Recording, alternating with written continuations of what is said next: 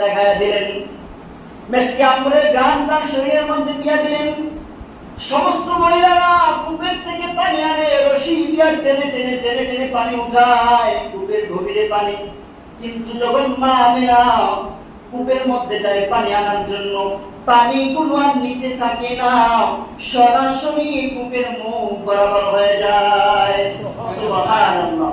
শুধু তাই না, সমস্ত মক্কার মহিলারা আমেনাকে ধরে রাখতো, ও আমেনা তুমি যাইও না, আমরা আগে পানি ভরাই, তোমার পানি আমরা ভরাই দেব, তোমাকে আমরা বাসায় পৌঁছায় দিব, তুমি যাইও না, তুমি এখানে দাঁড়াও, আমরা পানি ভরাই, এরপরে তোমার পানি ভরাই দিব, তোমাকে বাসায় নিয়ে যাব।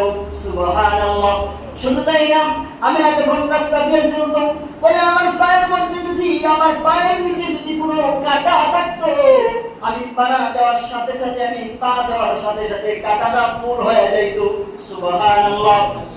শুধু তাই না, আমি যখন কোনো পাথরের উপর পাড়া দেই, সাধারণত পাথরের উপর পাড়া দিলে শক্ত লাগে, একটু কষ্ট লাগে, পায়ে ব্যথা লাগে। আমি না বলে না না, আমি যখন পাথরের মধ্যে পাড়া দেই, আমার পাটা যখন আমার পাথরের মধ্যে পড়ে, পাথরটা তুলার মতো নরম হয়ে যায়। সুবহানাল্লাহ। শুধু তাই না, আমি যখন রাস্তা দিয়ে চলি, আমাকে গাছগুলো সালাম দেয়, আমাকে গাছগুলো সালাম দেয়। আমি নবীজিকে গর্ভে থাকা অবস্থায়, নবীজি যখন আমার গর্ভে ছিল, আমি কোনো গর্ভবতী মহিলাদের মতো অনুভব করি নাই। সাধারণ মহিলার মতো আমি ছিলাম না। সাধারণ মহিলার যেমন প্রসব বেদনা হতো, ঘুমাইতে পারতো না, সন্তান পেটের মধ্যে লাথি মারতো, মা বড় কষ্ট পাইতো, রাত্রেবেলা কাঁদতো, আর স্বামী বলতো, স্বামী আমার হয়তো দুনিয়ার জমিনে সন্তান আসবে। आए बंदा खुदा चाहोगा उनकी मुलाकात, जल्दी से आ बैठे सुनो हजरत की नसीहत, जल्दी से आ बैठे सुनो हजरत की नसीहत। अल्हम्दुलिल्लाह, अल्लाह पाक के दरबारे लाखों कोटि शुक्र और सुजूद যে মহামহিয়ান দয়াময় আল্লাহ তাআলা আজকে পবিত্র জুমার দিন আপনাকে আমাকে মসজিদে আসার বসার তৌফিক দান করেছে। পাশাপাশি দ্বীনি কিছু কথা শ্রবণ করার মতো শক্তি, হিম্মত আল্লাহ তাআলা আমাদেরকে দান করেছে। লক্ষ লক্ষ কোটি কোটি মানুষ থেকে আপনাকে আমাকে বাছাই করে, বড় মহব্বত করে, ভালোবেসে মসজিদে আসার তৌফিক দান করেছে। ওই দয়াময় আল্লাহ তাআলার দরবারে আল্লাহ তাআলার দয়া জবান দিয়ে উঁচু কণ্ঠে উঁচু আওয়াজে একটু জোরে সুরে বলি আলহামদুলিল্লাহ, আলহামদুলিল্লাহ। আল্লাহ পাকের কাছে লাখ কোটি শুকর যে আমাদের সামনে এমন একটি মাস উপস্থিত হয়েছে। আমরা হয়তো অনেকে জানি, আরবি যে মাসটা বর্তমান চলতেছে এটার নাম হলো রবিউল আউয়াল মাস। যেই মাসে নবীজি দুনিয়ার জমিনে আগমন ঘটে এবং এই মাসেই নবীজি দুনিয়া থেকে চলে যায়। যেহেতু রবিউল আউয়াল মাস, তাই রবিউল আউয়াল মাস হিসাবে নবীজির জন্ম মাস হিসাবে এবং মৃত্যু মাস হিসাবে আমি আপনাদেরকে নবীজির জীবনী থেকে অল্প কিছু জীবনী শোনাবো, অল্প কিছু কথাবার্তা শোনাবো। কারণ তিনি এমন বড় নবী, তিনি এমন শ্রেষ্ঠ নবী, তার মাহাত্ম্য বর্ণনা করা কারো দ্বারা সম্ভব না। কেউ দুনিয়ার শেষ করতে পারবে না তার মহত্ব বরত্ব। আল্লাহ তাআলা তাকে এত গুণে গুণান্বিত করে বানিয়েছে যে কিয়ামত পর্যন্ত যদি মানুষ তার শুধু গুণগান লিখতে থাকে, গাইতে থাকে, কিয়ামত পর্যন্ত চলে আসবে। কিন্তু নবীজির গুণগান গাওয়া, নবীজির রিসালাতের কথা, নবীজির দায়িত্বের কথা, নবীজির জীবনী কেউ আলোচনা করে শেষ করতে পারবে না। এটাই তার একটা মুজিজা। আল্লাহ তাআলা তাকে এত বৈশিষ্ট্য মণ্ডিত করেছে, এমন পর্যন্ত সমস্ত উলামায়ে কেরাম এভাবে আলোচনা করতে থাকে, প্রতি জুমায় জুমা আলোচনা করতে থাকে জীবন পার হয়ে যাবে, কিন্তু নবীজির জীবন শেষ হবে না। ৬৩ বছরের জিন্দেগি মানুষকে বলে শেষ করা যাবে। আল্লাহ তাআলা তাকে এত বড় করে বানিয়েছে, শেষ নবী বানিয়েছে, আখিরি জামানার পয়গম্বর বানিয়েছে। আল্লাহ পাক রব্বুল আলামিন যে নবী আমাদের জন্য পাঠিয়েছেন শেষ নবী বানিয়ে, নবীজি জামানার পূর্বে এমন একটা জাহিলিয়াতের যুগ ছিল, যেই যুগের মানুষগুলো অশ্লীলতায়, খুন হানাহানিতে, হত্যাকাণ্ডে, সুদ ঘুষে, জুয়ায়, আড্ডায় সব দিক দিয়ে তারা টাইটেল পাস করে বসে আছে। সব দিক দিয়ে তারা পারদর্শী। দুনিয়ার জমিনে তারা জাহিলিয়াত দিয়ে ভরে ফেলেছে। জাহিলিয়াতটা কেমন ছিল?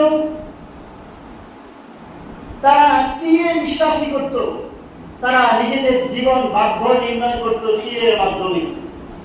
তীরের মধ্যে লিখে দিত, আমি অমুক দেশে যাব, এবার তীর ছুঁড়ে মারত।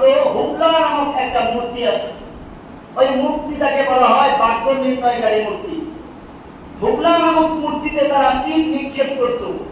যদি অমুক দেশে যাব লিখে একটা নিক্ষেপ করত, আবার আরেকটা নিক্ষেপ করত অমুক দেশে গেলে আমার ভালো হবে না খারাপ হবে, একটাই খারাপ হবে একটাই ভালো হবে, এটা লিখে তারা হুবলা নামক হুবলা নামক মূর্তির প্রতি তীরটা নিক্ষেপ করত। তাদের ভাগ্য নির্ণয় করত তীরের মাধ্যমে। তারকা রাখি গণন করে তারা ভাগ্য নির্ণয় করত। গণক ছিল, গণক। তারা এভাবে তাদের ভাগ্য নির্ণয় করত।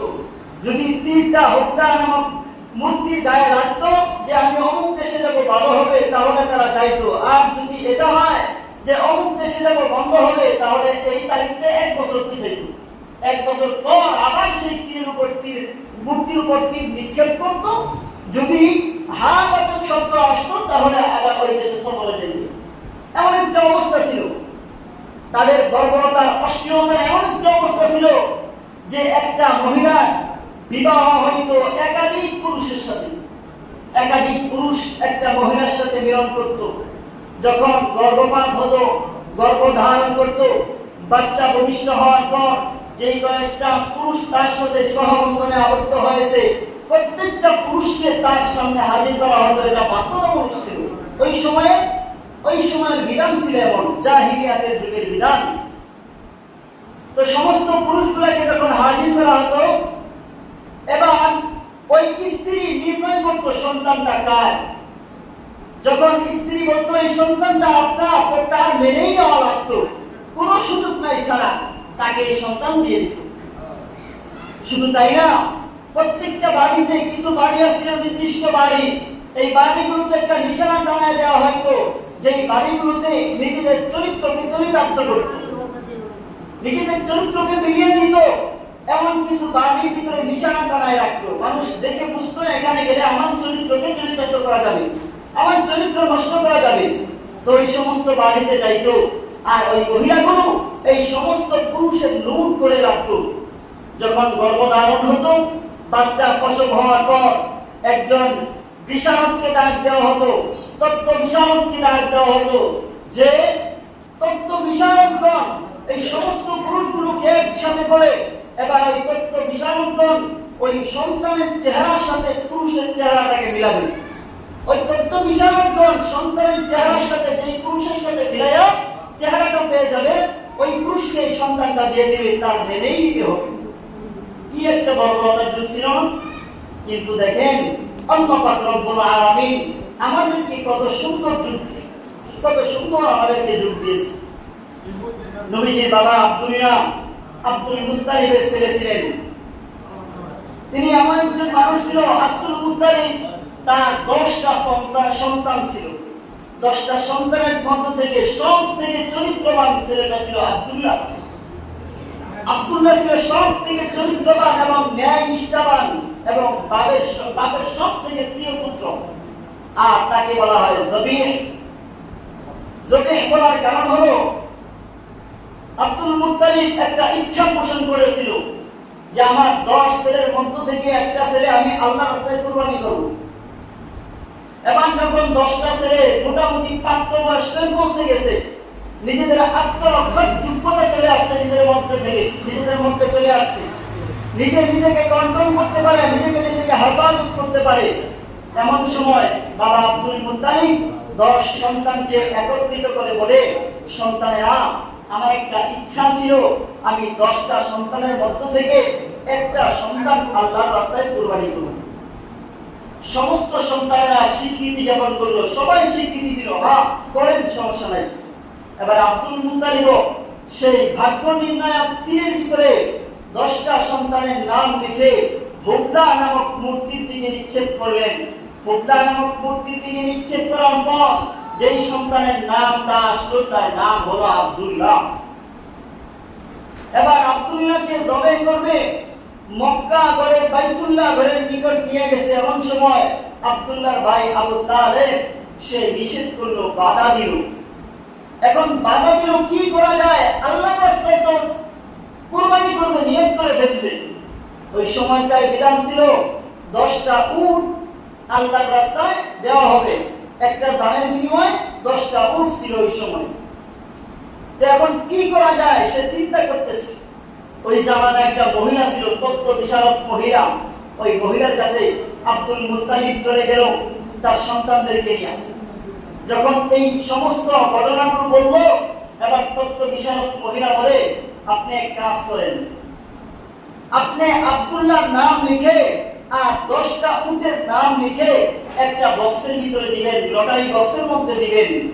ওই লটারি বক্সের মধ্যে দিয়া যদি দেখেন আব্দুল্লাহর নাম উঠছে, তাহলে সাথে আরো 10টা উট যোগ করে, অর্থাৎ উটের সংখ্যা 20 লিখে সাথে আব্দুল্লাহর নাম লিখে আরেকটা কাগজে ওই লটারি বক্সের মধ্যে ফলাইবেন, এরপরে টান দিবেন।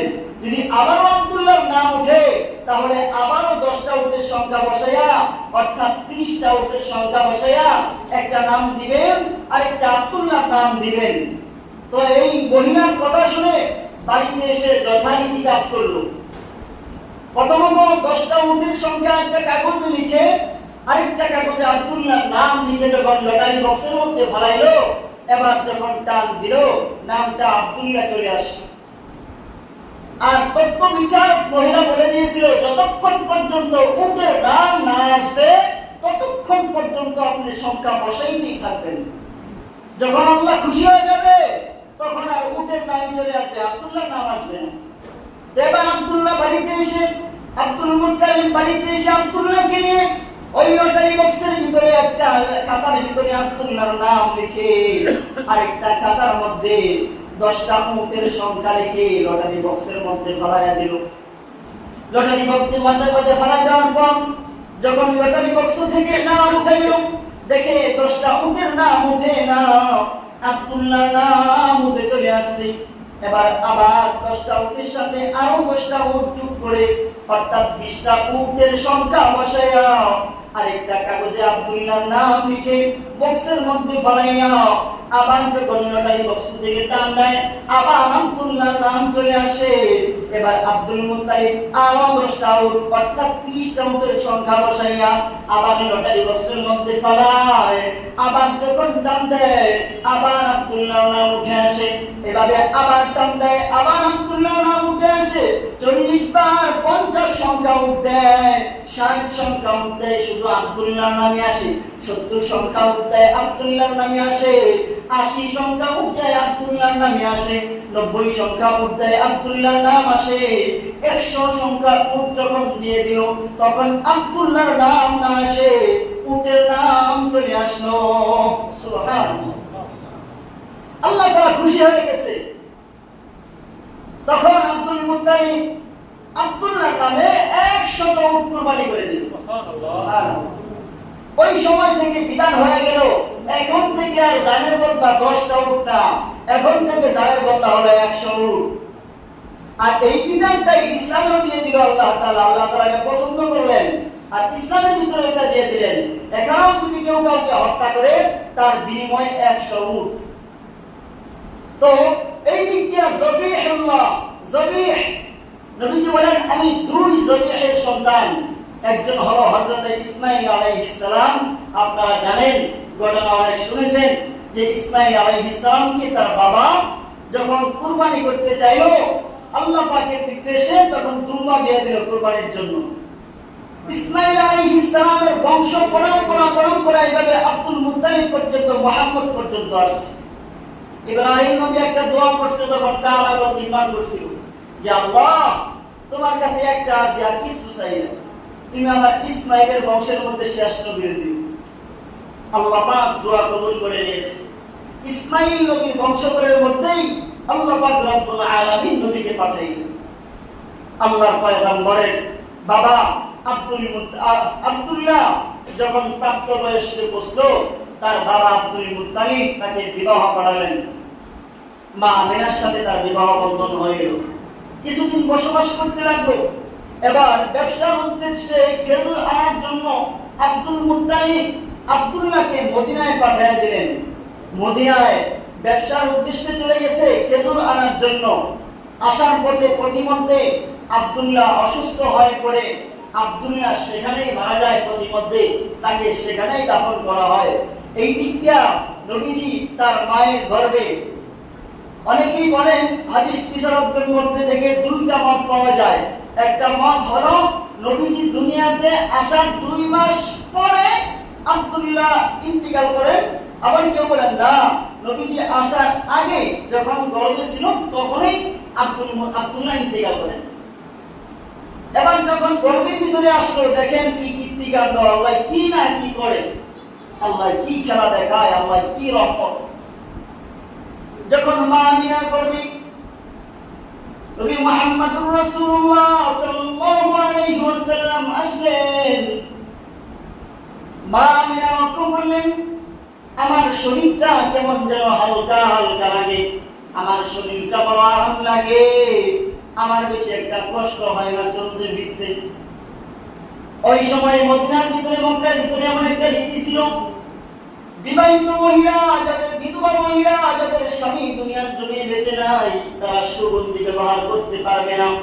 কিন্তু মা আমিনার গায়ের থেকে এমন একটা সুগন্ধি বের হতে থাকে, সমস্ত মানুষগুলো তারা বলতে থাকে আমিনার না স্বামী মরে গেছে, তারপরও সে এত সুন্দর সুঘ্রাণ কেন ব্যবহার করে। এবার দাদা আব্দুল মুত্তালিব ডাক দিয়ে কয়, ও ছেলে, আমার ছেলের পুত্রবধূ আমিনা, আমি একটা কথা তোমাকে বলতে চাই। আমি তো আব্দুল মুত্তালিব সম্ভ্রান্ত পরিবারের সন্তান, কুরাইশ বংশের সন্তান, বড় ব্যবসায়ী। আমি তো সম্ভ্রান্ত পরিবারের সন্তান, বড় ব্যবসায়ী মানুষ। আমি সেই হিসাবে ভালো পোশাক পরি। যদি কোথাও ব্যবসায় যাই তাহলে তারা আমার জন্য একটা আসন রেখে দেয়, আমার জন্য একটা কামরা তারা রেখে দেয় সম্মানে। এটা আমি করি, যেহেতু আমার টাকা পয়সা আছে, এটা আমাকে একটা সম্মান মানুষ দেয়। শুধু তাই না, সমস্ত গ্রামগুলোর মধ্য থেকে, সুগ্রামগুলোর মধ্য থেকে আমি সব থেকে নামি দামি ব্র্যান্ডের আতর ব্যবহার করি। তবুও বলি মা, আমি যে আতর ব্যবহার করি, এই আতরের থেকেও তোমার শরীর থেকে বেশি গ্রাম চলে আসে। সুবহানাল্লাহ। মা আমিনা বলেন, এটা আমার শরীর থেকে গ্রাম আসে, এটা আমি লাগাই না, এটা আমার শরীরে আমি লাগাই না। আব্দুল্লাহর মা, নবীজির দাদি বলেন, আব্দুল্লাহর মা, নবীজির মা যখন আমিনা গোসলখানায় যাইতো, গোসল করে আসার পর নবীজির দাদি যখন গোসল করতে যাইতো, গোসলখানাটা মেশকে অম্বরের ঘ্রাণে ভরে থাকতো। এত ঘ্রাণ গোসলখানার ভিতরে থাকতো। ডাক দিয়া বলে, ও আব্দুল্লাহর বাবা, এই ঘ্রাণ আমি তার গোসলখানার মধ্যে পাই, তার শরীরের মধ্যে পাই। এমন সময় মা আমিনা তার থুথু নিক্ষেপ করে দিলেন জমিনের মধ্যে। দেখে থুথু থেকেও ঘ্রাণ চলে আসে। এবার বুঝতে পারলো এটা দুনিয়ার কোনো ঘ্রাণ না, এটা অবশ্যই এটা এমন একটা ঘ্রাণ যে ঘ্রাণ দুনিয়ার ঘ্রাণের সাথে মিলে না। আল্লাহ পাক রব্বুল আলামিন নবীজি গর্ভে থাকা অবস্থায় আমিনার মধ্যে আল্লাহ তাআলা বিভিন্ন কিছু দেখায় দিলেন। মেশকে আম্বরের ঘ্রাণ তার শরীরের মধ্যে দিয়ে দিলেন। সমস্ত মহিলারা কূপের থেকে পানি আনে, রশি দিয়ে টেনে টেনে টেনে টেনে পানি উঠায়, কূপের গভীরে পানি। কিন্তু যখন মা আমিনা কূপের মধ্যে যায় পানি আনার জন্য, পানিগুলো আর নিচে থাকে না, সরাসরি বুকের মুখ বরাবর হয়ে যায়। সুবহানাল্লাহ। শুধু তাই না, সমস্ত মক্কার মহিলারা আমেনাকে ধরে রাখতো, ও আমেনা তুমি যাইও না, আমরা আগে পানি ঘুরাই, তোমার পানি আমরা ঘুরাই দেব, তোমাকে আমরা বাসায় পৌঁছায় দিব, তুমি যাইও না, তুমি এখানে দাঁড়াও, আমরা পানি ঘুরাই, এরপরে তোমার পানি ঘুরাই দিব, তোমাকে বাসায় নিয়ে যাব। সুবহানাল্লাহ। শুধু তাই না, আমেনা যখন রাস্তা দিয়ে চলতো, বলে আমার পায়ের মধ্যে যদি, আমার পায়ের নিচে যদি কোনো কাঁটা থাকতো, আমি পা দেওয়ার সাথে সাথে, আমি পা দেওয়ার সাথে সাথে কাঁটাটা ফুল হয়ে যাইত। সুবহানাল্লাহ। শুধু তাই না, আমিনা বলেন আমি যখন কোনো পাথরের উপর পা দেই, সাধারণত পাথরের উপর পা দিলে শক্ত লাগে, একটু কষ্ট লাগে, পায়ে ব্যথা লাগে। আমিনা বলে না না, আমি যখন পাথরের মধ্যে পা দেই, আমার পাটা যখন পাথরের মধ্যে পড়ে, পাথরটা তুলার মতো নরম হয়ে যায়। সুবহানাল্লাহ। শুধু তাই না, আমিনা বলে আমি যখন রাস্তা দিয়ে চলি, আমাকে গাছগুলো সালাম দেয়, আমাকে গাছগুলো সালাম দেয়। আমি নবীজিকে গর্ভে থাকা অবস্থায়, নবীজি যখন আমার গর্ভে ছিল, আমি কোনো গর্ভবতী মহিলাদের মতো অনুভব করি নাই। সাধারণ মহিলার মতো আমি ছিলাম না। সাধারণ মহিলার যেমন প্রসব বেদনা হতো, ঘুমাইতে পারতো না, সন্তান পেটের মধ্যে লাথি মারতো, মা বড় কষ্ট পাইতো, রাত্রেবেলা কাঁদতো, আর স্বামী বলতো স্বামী আমার হয়তো দুনিয়ার জমিনে সন্তান আসবে, কিন্তু যেইভাবে সন্তান আমার পেটের মধ্যে অত্যাচার শুরু করে দিয়েছে, হয়তো আমি দুনিয়ার জমিনে বাঁচবো না, আমাকে আপনি মাফ করে দিন। এভাবে অনেক মা, আপনারাও হয়তো আপনাদের জীবনের বাস্তব ঘটনা এমন ঘটেছে, অগভীর রাতে উঠে স্ত্রী পায়ে ধরে, হাতে ধরে আপনার কাছে মাফ চাইতে, স্বামী আমার আমাকে মাফ করে দিবেন, পেটের বেদনা আমি সহ্য করতে পারছি না, আমার ঘুম আসতেছে না, এমন অনেক মহিলার মধ্যে ঘটে যায়। কিন্তু আমি না বলি না না, আমার পেটের ভিতরে যে মুহাম্মদ নবী আছে, এটা আমার কোনো অনুভবই ছিল না। সুবহানাল্লাহ। আমি একজন সাধারণ মহিলার মতো ছিলাম, একেবারে সাধারণ। আমার পেটের ভিতরে আমার কোনো বোঝা লাগতো না, আমি সাধারণ মানুষের মতো চলতাম, আমার শরীরটা বড় আরামায়েশ লাগতো, আমি ভালোভাবেই চলতাম। এবার যখন নবীজি দুনিয়াতে আসার সময় হয়ে গেল,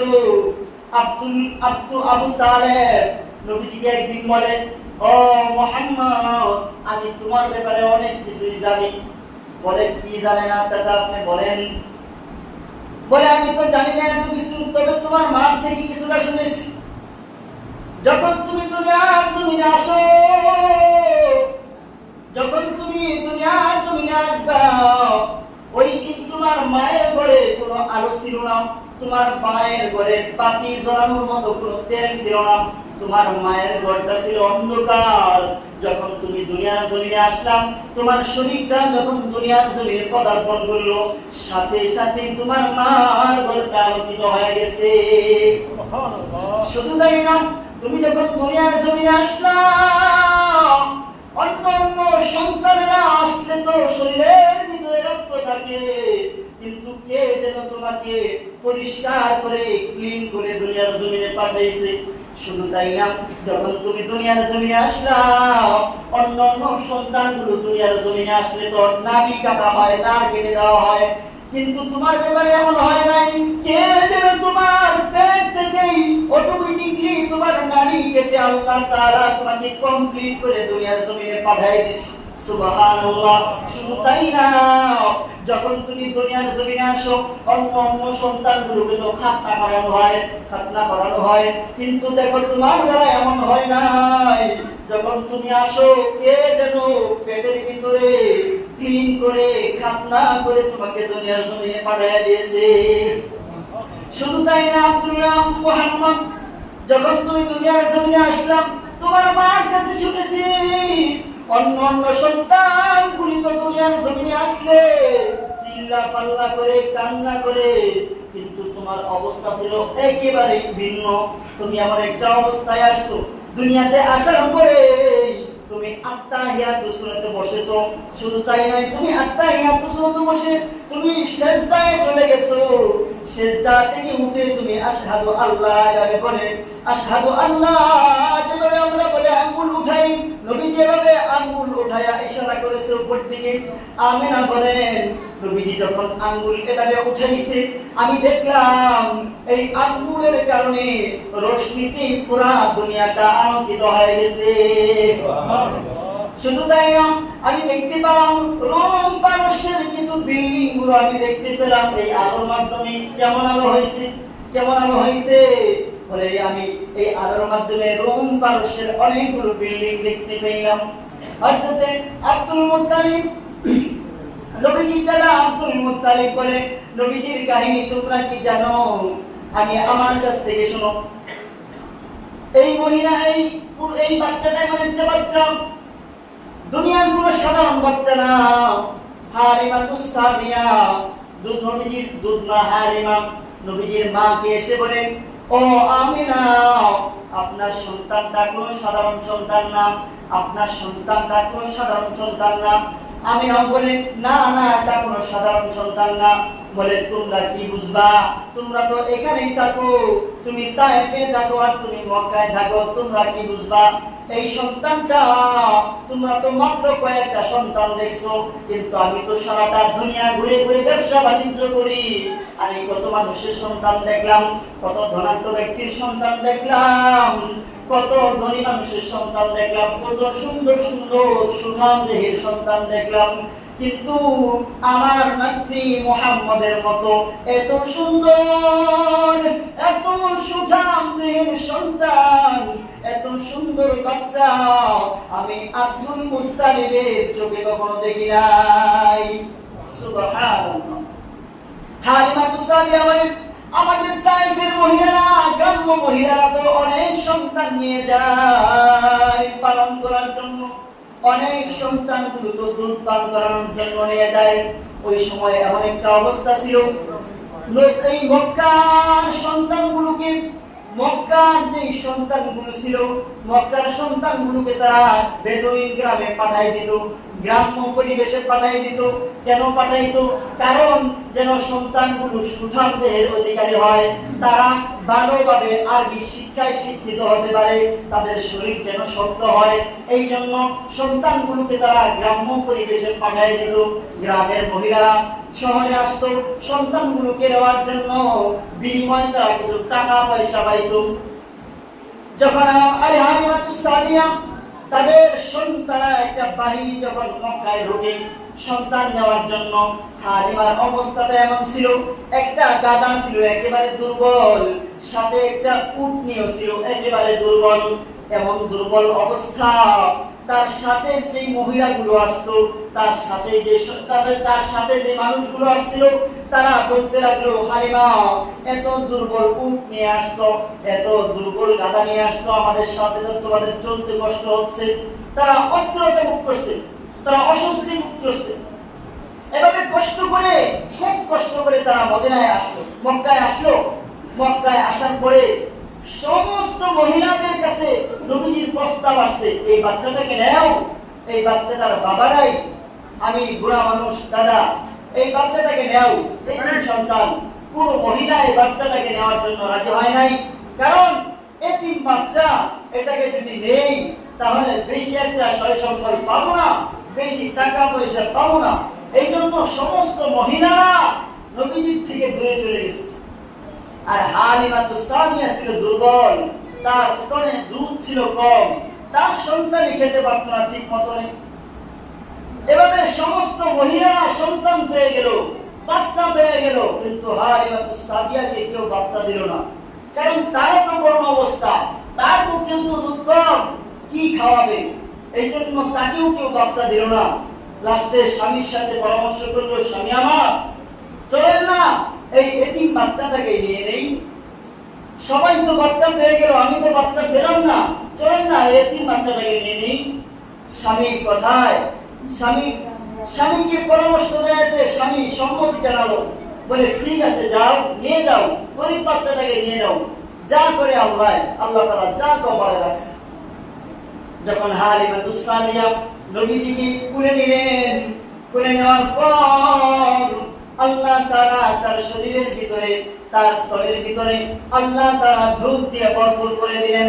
নবী মুহাম্মদ সাল্লাল্লাহু আলাইহি ওয়াসাল্লাম পরিতৃপ্ত সহকারে দুধ পান করলেন। আব্দুল্লাহ দুধ ভাই নবীজির আব্দুল্লাহ, হালিমাতুস সাদিয়ার সন্তান আব্দুল্লাহ, সেও দুধ পান করলেন তৃপ্তি সহকারে। এবার যখন গাদার কাছে গেল, গাদার উড়ান শক্তিশালী, পুষ্টির কাছে গেল, উটনিটাও শক্তিশালী। নবীজির দুধ মা হালিমা, উনি যখন ওনার পিতা দুধ বাবা যখন চলে গেল উটনির কাছে দুধ দহন করার জন্য, উটনির যায় দেখে উটনির উড়ান টয় টুম্বর হয়ে গেছে দুধে। এবার দুধ দহন করে নিয়ে হালিমাতুস সাদিয়াও দুধ খেলেন, দুধ পান করলেন, তার স্বামীও দুধ পান করলেন। দুধ পান করে তারা অস্থায়ী একটা তাঁবুতে শান্তিতে একটা ঘুম দিলেন। পরের দিন উঠে যখন এবার রওনা হবেন তায়েফ দিকে, তাদের গ্রামের দিকে রওনা হবেন, এমন সময় হালিমাতুস সাদিয়া নবীজিকে নিয়ে যখন গাদার পিঠে উঠে, এমন সময় হঠাৎ গাদাটা শক্তিশালী হয়ে যায়। নবীজিকে নিয়ে হালিমাতুস সাদিয়া যখন গাদার পিঠে উঠে, গাদাটা শক্তিশালী হয়ে যায়, উটনিও শক্তিশালী হয়ে যায়। গাদাটাও ভালোভাবে চলতেছে, উটনিও ভালোভাবে চলতেছে। তার দলের সমস্ত মহিলারা বলতেছে, ও হালিমা, এটাই কি সেই গাদা যেই গাদাটাকে তুমি যাওয়ার সময় নিয়ে গেছিলা? বলে, হ্যাঁ হ্যাঁ, এই গাদাই সেই গাদা। এবার সমস্ত মহিলাদেরকে অতিক্রম করে করে এই গাদা গায়। আগে তো পিছনে ছিল, এবার পিছনে নাই। নবীর রহমতে, নবীর বরকতে আল্লাহ তাআলা গাদাকে সুস্থতা দান করেছে, উটনিকেও সবল করে তুলেছে। তার মা রুতমা হালিমা, তাকেও আল্লাহ তাআলা বরকত দিয়েছে। এবার তাদেরকে নিয়ে চলে গেল গ্রাম্য